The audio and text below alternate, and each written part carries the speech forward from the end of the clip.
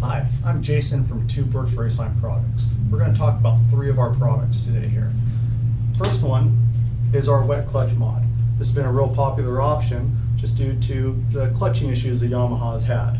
So what makes this product different from any other one out there is that when we first compare it to the stock clutch hub, this is the top of the transmission. Oil comes in from the backside, runs across his face, and exits here, and it never penetrates the clutch discs. So what we do, we actually take one of the original clutch hubs and machine out the center.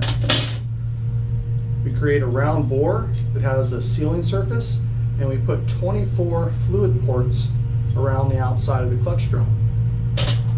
We get a billet plate with an O-ring.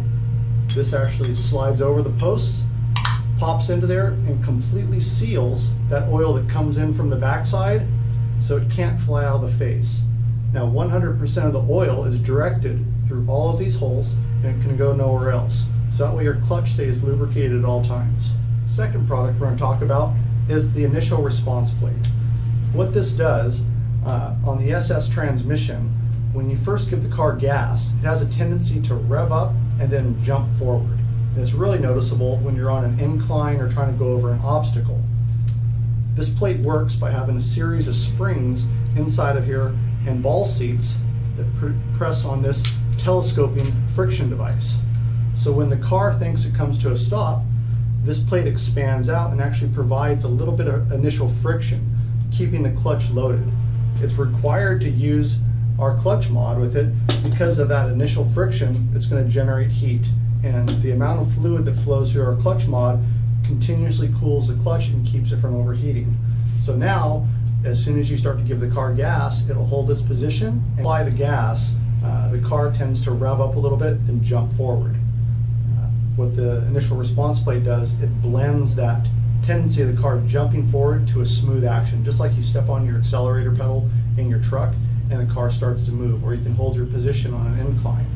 That way, once the vehicle starts to move, the computer takes over, and it's a seamless transition from a stop to start movement, and it's not as twitchy. Third product we're going to talk about is our new 12-pack of clutches. The factory Yamaha SS transmission has 10 frictions and 9 steels, and the R model has 11 frictions and 10 steels. This is a conversion to get a full 12 frictions in both vehicles with the same clutch stack-up height. We do that by changing the thickness of the steels and also adding 3 full-size frictions to the clutch pack and eliminating the half clutches. That way it gives you an additional 20 to 25% more clutch capacity without any additional spring pressure. I want to talk about installing the initial response plate and the 12-pack of clutches now.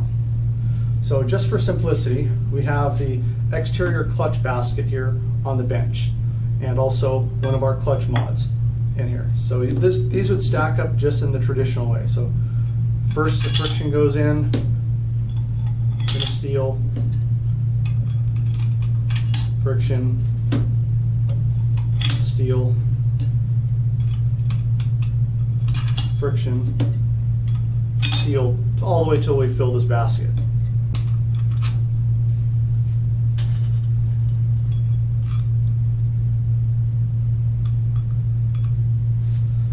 Now that we have the basket completely filled with frictions and steels, we need to verify the elevation. If you don't have anything incorrect amount in there. You can check that by one of your clutch bolts. If you set that across the friction surface, it should be about the same elevation as the height of the exterior posts. That tells you that the frictions are in the right position. Yamaha recommends that you rotate the top friction one position. So we'll do that for this installation. Next, you see that we have the clutch mod plug inside the basket here. We're going to put 6 springs for the installation of the IR plate. These springs keep this aluminum plug from popping out under pressure or vibration. On top of the 6 springs, we get 6 O-rings. This is a dampening device to help eliminate chatter on the clutch system.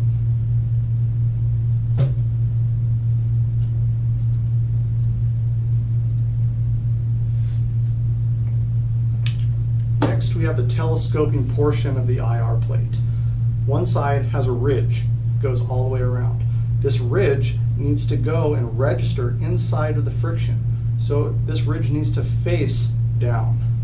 You can also orientate it by, there's notches on the outside, every third post. These notches should align with each of the clutch posts. There you go. So the notch aligns with the clutch post there, and this is a flat surface completely on this side. Next, the IR plate installs. It aligns on the holes. Press that down. Put our diaphragm spring on. We have two rings that go on top of this. One is a smaller diameter and one's a larger diameter that's thicker. You want to take two of the new fasteners provided, two washers, put those on these ARP fasteners, put them through the large disc first and then into the smaller one, 180 degrees out. So when you're in the car, you're going to have to do this horizontally, so it's just easier to locate that. I recommend using blue Loctite on your threads, all 6 pieces. You'll start by installing just the 2 bolts.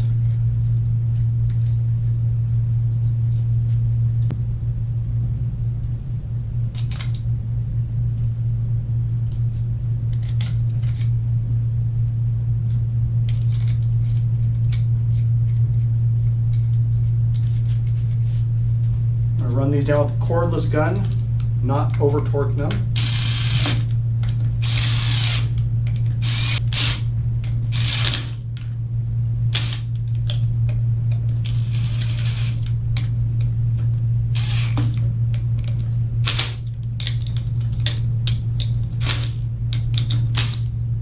And I have a torque wrench set to 6 foot-pounds to do a final torque.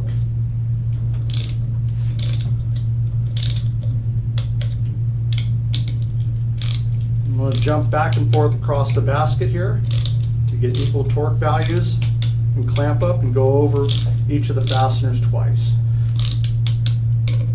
Because as you tighten the adjacent fastener, it's going to loosen the one next to it just because of the spring being clamped down.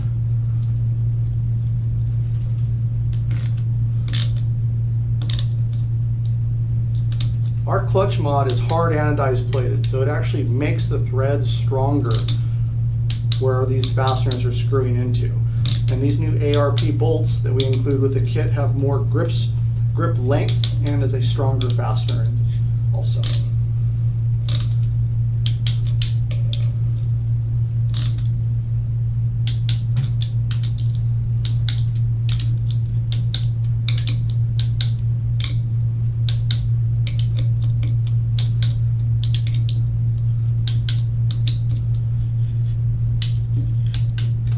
That is all set.